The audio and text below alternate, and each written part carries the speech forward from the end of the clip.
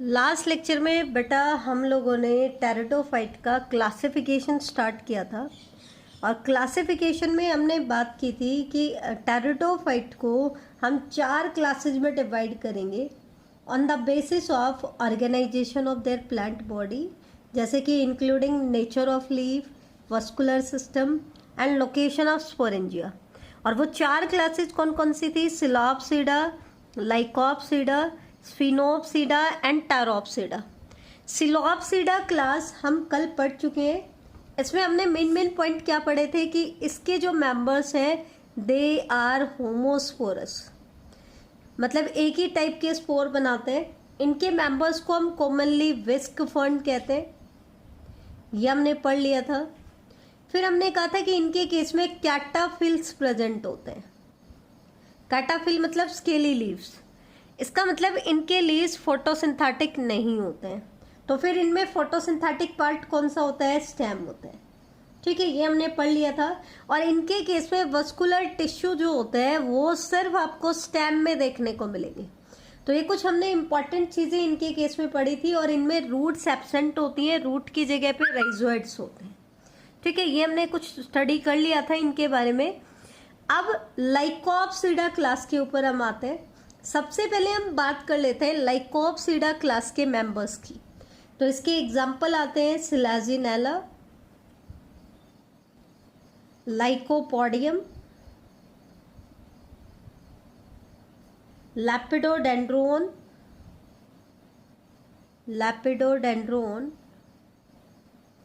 And आइसोइट्स।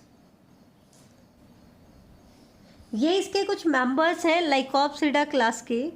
अब अगर हम बात करें कि इसके मेंबर को किस कैटेगरी में, किस कॉमनली हम क्या कहते हैं, कौन सी कैटेगरी इसमें इंक्लूड करते हैं, तो लाइकोप्सिडा क्लास के जो मेंबर्स होते हैं उनको कॉमनली क्लब मोस कहा जाता है। जैसे सिलॉप्सिडा क्लास के मेंबर्स को हम क्या कह रहे थे? विस्क फर्न कह रहे थे। उसी तरीके से इस क्लास के मेंबर्स को हम क्या कहते हैं? क्लब मोस कहते हैं।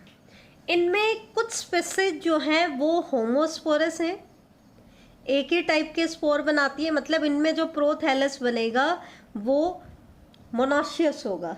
जैसे कि लाइकोपोडियम जो है इसका एग्जाम्पल, एक इम्पॉर्टेंट एग्जाम्पल है, वो तो होमोस्पोरस है। लेकिन सिलाजिनेला जो कि दूसरा सबसे इम्पॉर्टेंट एग्जाम्पल है इसका, ये कैसा है? ये हेट्रोस्पोरस है। सिलाजिनेला कैसा है बेटा? हेट्रोस्पोरस है। तो इसमें दोनों तरह की कंडीशन आपको देखने को मिलेंगी, होमोस्पोरस भी एंड हेट्रोस्पोरस भी। ठीक है, तो ये चीज आपको ध्यान रखनी है। नेक्स्ट आ जाओ, इनकी जो प्लांट बॉडी होती है it gets differentiated into root, stem and leaves. इनकी प्लांट बॉडी किस में डिफरेंशिएट कर जाती है? रूट, स्टेम एंड लीव्स में डिफरेंशिएट कर जाती है। जिसमें क्या है? दे हैव प्रोस्ट्रेट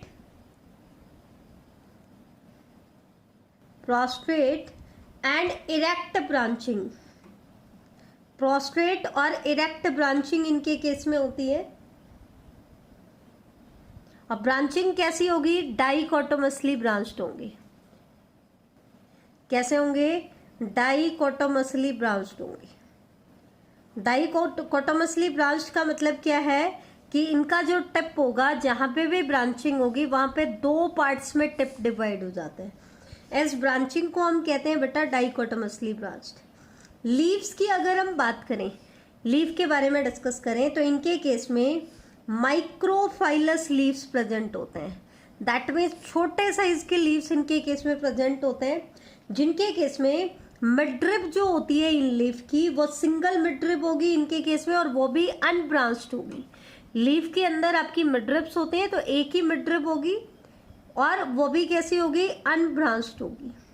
तो ये चीज आपको ध्यान रखनी है कि सिंगल मिडरिब होती है और अनब्रांच्ड मिडरिब होती है। रूट्स की अगर हम बात करें तो इनमें रूट्स कैसी होंगी? एडवेंटिशियस रूट्स होंगी। कैसी रूट्स होंगी? एडवेंटिशियस। मतलब हमने प्लांट बॉडी की बात की, स्टेम की बात करें तो प्रोस्ट्रेट एंड इरेक्ट ब्रांचिंग होती है। ब्रांचिंग कैसी होती है? डाइकोटमसली ब्रांच्ड होती है। लीव्स की बात करें तो लीव्स माइक्रोफिलस होते हैं जिनमें सिंगल मिडरिब होती है और अनब्रांच्ड मिडरिब होती है। रूट की बात करें तो रूट कैसी होती है? एडवेंटिशियस। तो ये तो होगी वेजिटेटिव प्लांट बॉडी। अब रिप्रोडक्टिव प्लांट बॉडी की बात करें तो इनके केस में क्या है? कोन की फॉर्मेशन होती है, ठीक है, कॉन या स्ट्रोबिलाई की फॉर्मेशन होती है, ध्यान रखना। मतलब इनके केस में जो स्पोरोफिल होते हैं वो एग्रीगेट हो जाते हैं, स्कैटर्ड नहीं होते हैं। क्या हो जाते हैं बेटा? एग्रीगेट हो जाते हैं। कहाँ पे? टिप ऑफ द प्लांट पे। कहाँ पे एग्रीगेट होते हैं? टिप ऑफ द प्लांट पे। प्लांट के टिप के ऊपर एग्रीगेट हो जाते हैं और एग्रीगेट होकर के क्या बनाते हैं बेटा? कॉन बनाते हैं, स्ट्रोबिलाई बनाते हैं या कॉन बनाते हैं। लेकिन एक चीज जो इम्पोर्टेंट है, जो याद करने वाली, वो क्या है कि लाइकोप्सिडा क्लास के मेंबर्स में जो कॉन की फॉर्मेशन होती है, ये कॉन लूज बनती है, बहुत ज्यादा कॉम्पैक्ट नहीं होती है और साथ में स्मॉल साइज की होती है। आगे मैं आपको बताऊंगी स्फिनोप्सिडा क्लास के मेंबर्स में भी आपकी कॉन बनेगी, तो उनमें कैसी बनती है? कॉम्पैक्ट बनती है। कैसी बनती है? कॉम्पैक्ट और बड़ी बनती है। इनमें कैसी बनती है? लूज कॉन बनती है और स्मॉल बनती है, ठीक है। इनके केस में भी लीव्स में अगर हम बात करें तो ट्रोपोफिल अलग होंगे एंड स्पोरोफिल आपके अलग होंगे। मतलब वेजिटेटिव लीव्स, फोटोसिंथेटिक लीव्स अलग होंगे और स्पोरोफिल क्या होंगे बेटा? अलग होंगे, ठीक है। ट्रोपोफिल थ्रू आउट ईयर प्रेजेंट होते हैं इनके केस में, और स्पोरोफिल सिर्फ तब बनते हैं जब रिप्रोडक्शन होना होता है। ये चीज ध्यान रखना। Tropophyll throughout life span present होंगे, होल ईयर प्रेजेंट होंगे, और स्पोरोफिल की फॉर्मेशन इनमें तभी होगी जब इनके केस में रिप्रोडक्शन होना है। तो ये तो था लाइकोप्सिडा क्लास के मेंबर्स में। अब हम आते हैं नेक्स्ट क्लास, दैट इज स्फिनोप्सिडा। इसके मेंबर्स की अगर मैं बात करूं तो इसके कॉमन मेंबर्स हैं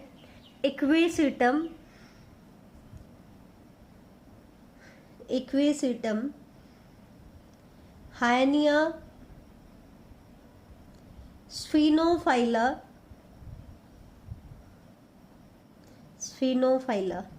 ये इसके कॉमन एग्जाम्पल है, जिसमें से सबसे इंपॉर्टेंट एग्जाम्पल है इक्विसिटम। जैसे लाइकोप्सिडा में सबसे इंपॉर्टेंट था सिलाजिनेला, वैसे ही इस क्लास का सबसे इंपॉर्टेंट एग्जाम्पल क्या है? इक्विसिटम। सबसे मेन चीज जो आपको याद करने की है इसमें, वो क्या है कि इस क्लास के जो मेंबर्स हैं they are commonly called horse tail. उनको हम कॉमनली क्या कहते हैं? हॉर्स टेल कहते हैं। और ये जो होते हैं हमेशा होमोस्पोरस होते हैं, मतलब एक ही टाइप के स्पोर बनाएंगे। सिलोप्सिडा क्लास के मेंबर होमोस्पोरस थे। लाइकोप्सिडा में होमोस्पोरस और हेट्रोस्पोरस दोनों फॉर्म आपको देखने को मिली, लेकिन स्फिनोप्सिडा क्लास के मेंबर सिर्फ और सिर्फ कैसे होते हैं? होमोस्पोरस होते हैं। तो ये चीज ध्यान रखना। इनकी भी जो प्लांट बॉडी होती है वो किस में डिफ्रेंशिएट कर जाती है? रूट में, स्टेम में और लीफ में। जैसे कि लाइकोप्सिडा की बॉडी डिफ्रेंशिएट करती थी, ठीक है। इनके केस में क्या है बेटा? स्टेम की अगर हम बात करें तो स्टेम नोड्यूलेटेड होती है। नोड्यूलेटेड मतलब स्टेम के अंदर क्या होंगे? नोड्स एंड इंटरनोड्स होंगे। लीव्स की बात करें तो इन नोड्स के ऊपर, जो स्टेम के ऊपर नोड्स होते हैं, उनके ऊपर आपके स्केली लीव्स प्रेजेंट होते हैं। क्या प्रेजेंट होते हैं? स्केली लीव्स प्रेजेंट होते हैं। एक खास बात जो देखने वाली है वो क्या है कि इनकी स्टेम और लीफ के ऊपर, स्टेम और लीफ की जो एपिडर्मिस होती है, उस एपिडर्मिस के ऊपर सिलिका की डिपोजिशन होती है। किसकी डिपोजिशन होती है? सिलिका की। अब सिलिका की डिपोजिशन की वजह से इनका जो सरफेस होता है वो रफ हो जाता है। कैसा हो जाता है? रफ सरफेस हो जाता है। तो इससे क्या होता है बेटा? जब भी कोई दो हॉर्स टेल प्लांट आपस में टकराते हैं तो उस केस में यहाँ पे चांसेस होते हैं कि फायर जनरेट हो जाए, और वो एक मेजर कारण होता है फॉरेस्ट फायर का। वो क्या होता है? मेजर कारण होता है फॉरेस्ट फायर का। क्यों? क्योंकि इनकी स्टेम और लीफ की जो एपिडर्मिस है उसके ऊपर सिलिका की डिपोजिशन होती है, और सिलिका उनके सरफेस को रफ बना देता है, और जब दो रफ सरफेस आपस में रबिंग करते हैं तो फायर जनरेट होती है। ठीक है, इसके बाद क्या आता है इसमें, ये तो हो गया वेजिटेटिव फेज का पार्ट। अब रिप्रोडक्टिव फेज का बात करें तो इनके केस में स्पोरोफिल डेवलप होंगे। स्पोरोफिल जो होंगे बेटा वो क्या करेंगे, वो ग्रुप में अरेंज होंगे। इनके केस में भी कौन बनती है, स्ट्रोबिलाई या कौन बनाते हैं। लेकिन अगर हम कंपैरिजन करें, क्या करें, कंपैरिजन करें, तो इनके केस में जो स्ट्रोबिलाई या कौन बनती है वो कैसी होती है बेटा, ये टॉल होती है और कंडेंस्ड होती है। कैसी होती है, टॉल एंड कंडेंस्ड। जबकि लाइकोप्सिडा क्लास के मेंबर्स में भी कौन बनी थी, लेकिन वहां पे कौन कैसी थी, लूज। यहाँ कैसी है, कंडेंस्ड। वहां स्मॉल थी, यहाँ कैसी है बेटा, टॉल है। तो ये चीज आप ध्यान रखना, दोनों में बड़ा डिफरेंस है। दो क्लास है आपकी जिनके केस में कौन की फॉर्मेशन हो रही है, Lycopsida class, स्फिनोप्सिडा class. Psilopsida class में कहीं पे भी कौन नहीं बनी थी। लाइकोप्सिडा में कौन बन रही है, लेकिन वो लूज कौन बन रही है, मतलब उसके स्पोरोफिल टाइटली पैक्ड नहीं है, और वो छोटी कौन बनाते हैं। इनके केस में वो कंडेंस्ड हो जाते हैं, बिल्कुल ही बहुत कम स्पेस उनके बीच में रहता है, और वो टोल कौन बनाते हैं। कैसी कौन बनाते हैं, टोल कौन। और इन्हीं स्पोरोफिल के ऊपर इनके क्या डेवलप होते हैं, स्पोरेंजिया। तो ये था आपकी स्फिनोप्सिडा क्लास। अब हम आ जाते हैं most advance class, that is Pteropsida class. सबसे पहले इसके एग्जांपल्स की बात करें तो सारे ही एग्जांपल इसके इंपॉर्टेंट है।